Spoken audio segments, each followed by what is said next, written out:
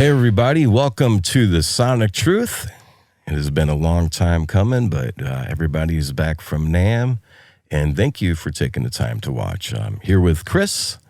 How was everything out in NAMM, my friend? Everything was amazing. It was great, you know. Sorry I couldn't make the trip. I'm hoping to make it next year, but I've heard in all the video footage that you guys took was quite amazing. Yeah, it was quite a bit of video footage.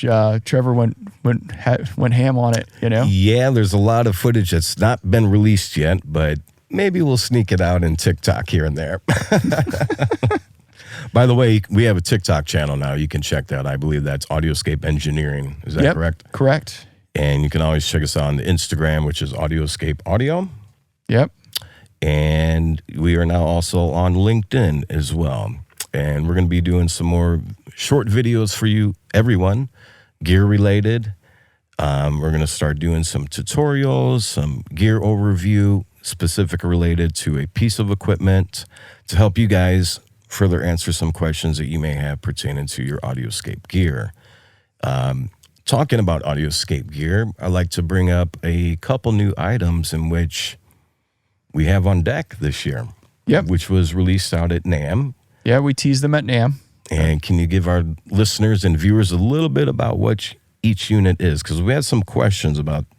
Well, most people that follow the NAMM, happenings, they know about this. But, we have the 260 VU, which is like the classic, 160 VU compressors from the 70s. It's a stereo version of that, which when I say stereo, it's more like a dual mono compressor. It's, like getting two vintage units and racking them together, basically.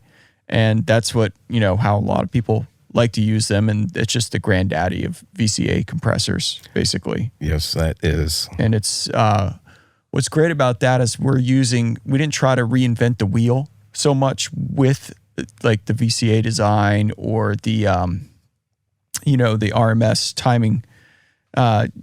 All that's like, mostly original parts that are just obsolete. We just went and found them, So who had the task of digging for gold on that? That was myself. I still do a lot of that purchasing, What hours of the night are you doing that, my man? Whenever things become available, whenever I could find them. But yeah, a lot of surplus places, being based in the United States and, building a classic, American compressor, there's the parts that they access still available on the, surplus market, whether, even being in Florida, the, parts that Harris, NASA, things like that they had access to, we can find surplus quantities of these things. So that's fantastic. That plays a big role, So yeah, a lot of the, Harris is just down the road in Melbourne. There's a big, if you ever driven down that way off of US 1. Absolutely. Yeah. So that's how I go to Miami. It's a beautiful scenic route. That is a scenic route, much better than 95. Agreed. Takes a couple longer, but yes. So yeah, I didn't know they were down there. Yeah.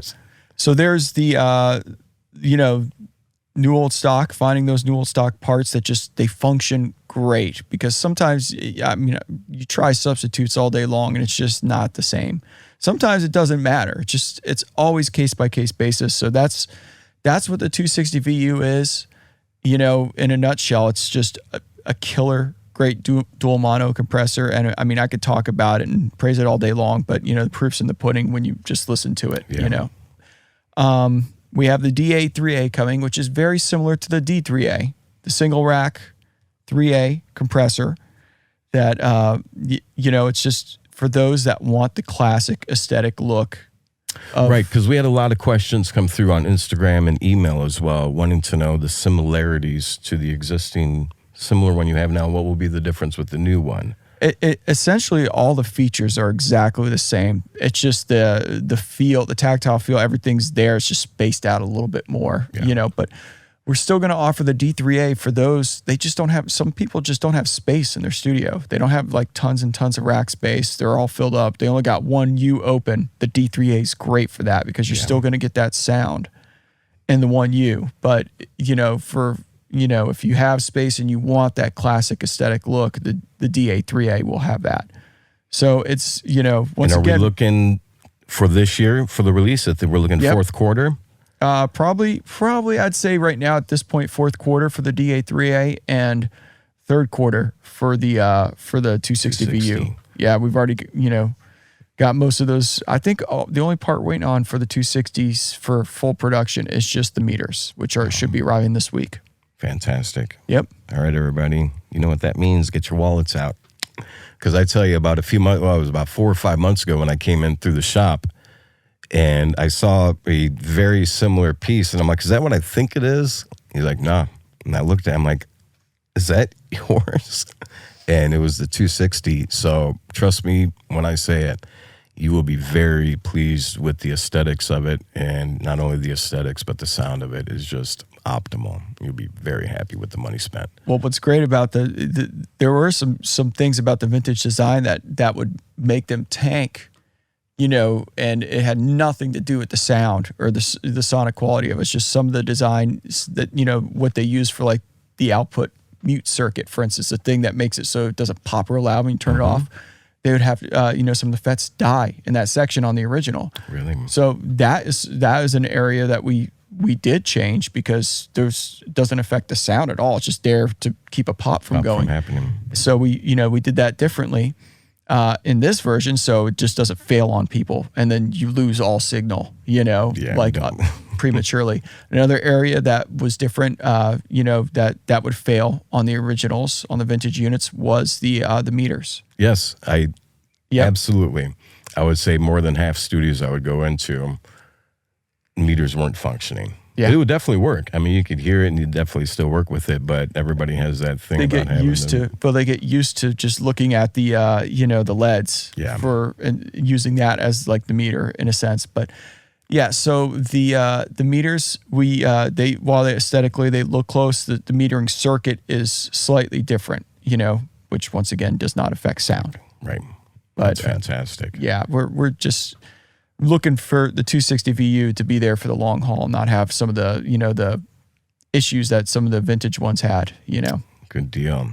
And speaking of the vintage ones, I believe this coming weekend when this episode airs, this may have already occurred, but to the right of me, we have a stack of EQP-As.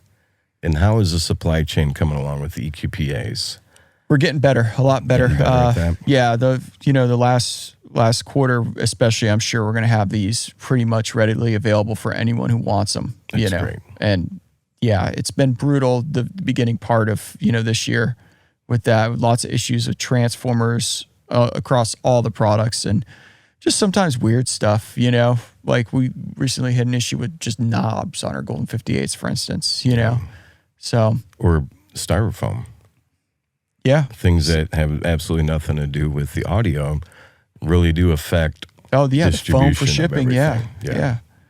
And that's, lots of people don't realize that's affected by the price of oil, those things. Because it's made from oil, isn't it? The foam pieces, so it's something I learned when we first started, I was just like, I just want to get foam pieces, It's important, never know though. How deep the rabbit hole goes. Yeah, sometimes if you don't ship them without those things, the front panels will get bent. It's so important that they're protected. Yeah, secured. Yeah. Absolutely. Well, it seems like we have some exciting times coming up for the rest of the year, and I know next year there's going to be even more exciting things happening. And please check us out on YouTube and all social media platforms. And if you guys have any questions pertaining to what type of gear you need to purchase, we try to help everybody out with the type of setup that they have, because everybody's setup is slightly different. So please don't hesitate. If it's email, YouTube, social media, we're here to help you guys out and make sure you can get the best sound out of the gear you have. On that, I think this is just going to be a short one because we do have a guest coming up. But is there anything else you want to give the listeners before we shut down for the day? No, just stay tuned. We'll have more info coming on new products, new releases, everything, Yes. And we got a great guest list coming up for everybody. Some exciting guests, engineers, musicians. We're going to have some live performances. And we're also going to get maybe more onto like the business side of things, understanding what it takes to run a small company and meet other people in the same field of work that we're all in, and kind of understand what it takes to help everybody happy and at the same time make great product for you guys. So on that note, the Sonic Truth it is. My friend Chris. All right, Justin. We will talk to everybody soon. Enjoy the rest of your day. Shake it, baby. Shake it.